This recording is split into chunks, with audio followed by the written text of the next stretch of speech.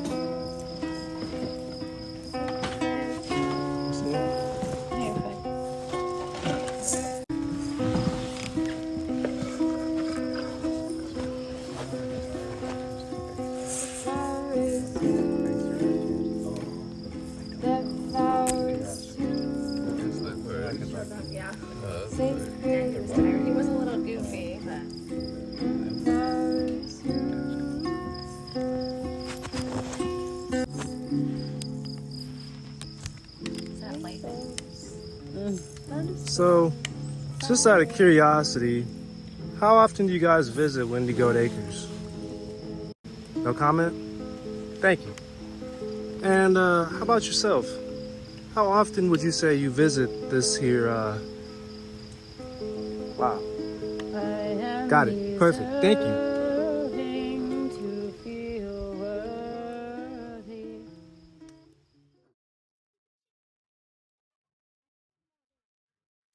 All right, so who do I have the pleasure of sitting here with today? I'm Ron with Yoga Near You, and some really cool birds in the background. Awesome, Ron. And what brought you out here today? Came out here, I was interested in coming to the soul retreat, and had the opportunity to teach a yoga class out here and just immerse myself with nature for the weekend. Immersing yourself with nature. How, on a scale of 1 to 10 on importance, how important would you say immersing yourself with nature is? Probably the most important thing you can do. Most important. Being out, sitting under a tree, getting some fresh air. It's more for the mind and body than anything else can. I love how you think. Well, thank you so much for your time, Ron, with Yoga Near You. So who am I here with today? I'm Jana. Jana? Yeah. All right, Jana, what you got going on here? Well, this is my house. This Yeah? is the Janbulance. Whoa. And it is a retired ambulance. It's actually a Red Cross vehicle, but it's an ambulance body. Huh. And I bought it 4 years ago on eBay. And now I live in it. That's amazing. What inspires you to do what they call van life? Van life. Yeah. You know, I just like to run away. I always had a runaway bag.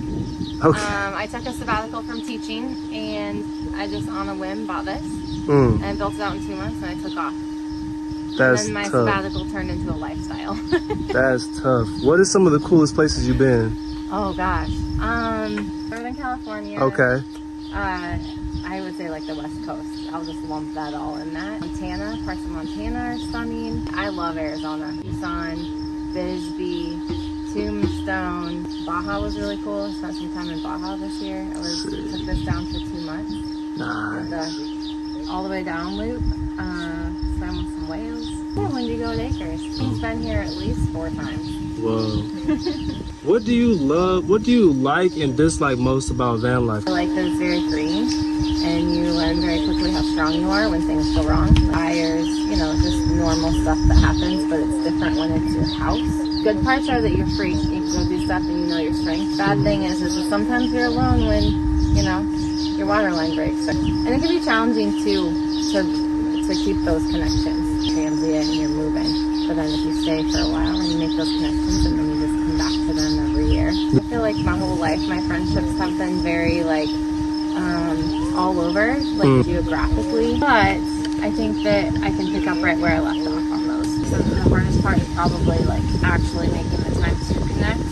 It's like no time passed. Thank you for that, because it's a very important thing to think about. You know, people think that something like van life is like an easy life or an escape. Like you said, it's very free, so it gives you that facade of, oh, I'm really escaping from something. But really, when it comes to like relationships and self-development, there's still an equal amount of effort, if not more even, to be done to be able to maintain that. So thank you for sharing your perspective on that. Well, you care if we take a tour? Check it out. This is the bedroom, and what I call the finger bed, right? So it pulls out. Oh, that's so cool. Yeah. Okay. And then it goes out to about here, so you can still walk through the kitchen. My closet, kitchen over here. What you cooking up in here, Jen? I'm trying to see how you gets down. Well, nothing today, but I do brew kombucha and sourdough bread. Dang. You survive on kombucha and sourdough bread? Pretty much. I just put in a new sink. I did have a much smaller one before. So what should we know about like the maintenance of having a kitchenette in a moving vehicle? Everything breaks. Wow. So like dishes, you don't want to have anything that's breakable. I've definitely broken some of my favorite mugs. Yeah, because if your drawers come out, like I have locks on these, they're strong magnets now. Yeah. But you live and learn. When I first started, I didn't have that in place, so I broke some stuff. That hurts. Yeah. Not the favorite mug. Yeah. That's tough. Yeah. Things you can do, like magnetic strips. You can bungee cords are amazing. So like I bungee this cabinet every time I move. When you forget, you know, it comes open and then you got stuff all over. So there's a lot to remember. I just have like a checklist in my head. Like every time I leave, I do a full circle around the outside. So it's second nature now. Oh yeah. Yeah. Yep, you make sure the water lines are off. I turn my power off. I check the fan because it doesn't have a button. It's just as wired in. So I check the fan. I make sure my propane is off. I'm already confused, Jen. I'm already lost. You lost. Make sure the bed is like all bungeed, and that's it. That's all. Oh, and my dad did help me. I did it in 2 months. Dang. Yeah. This is the solar over here. It's kind of cool. I'm also testing this out, so I don't know if you're ever interested in these things. I haven't actually tried it yet. My fridge. Okay. Just like a cooler, but it runs off the solar. Yeah, everything runs off the solar. It's completely off the grid.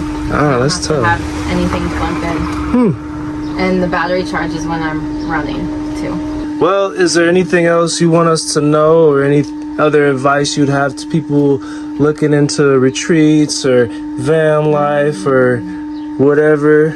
I say do it. A lot of people hesitate. They think they can't do it on their own. I can tell you, I can attest, you can do it on your own. You can build stuff. You can ask for help.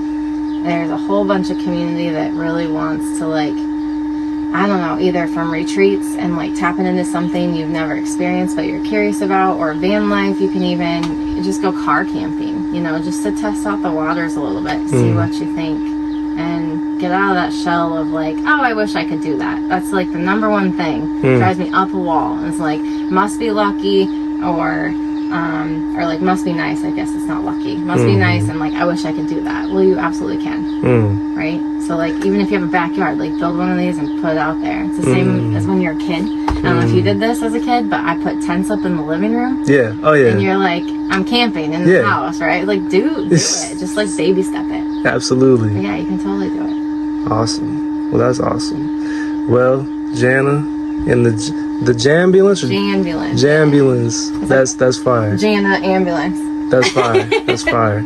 Well, thank you so much for showing us your home on wheels. It's been a very elaborate, enlightening conversation. No, your perspective and insight is not only helpful to me, but helpful to whoever's going to watch this video, whoever came to the retreat. Your energy is very valued, and thank you for being your genuine, authentic self. It was a wonderful time talking to you. Likewise.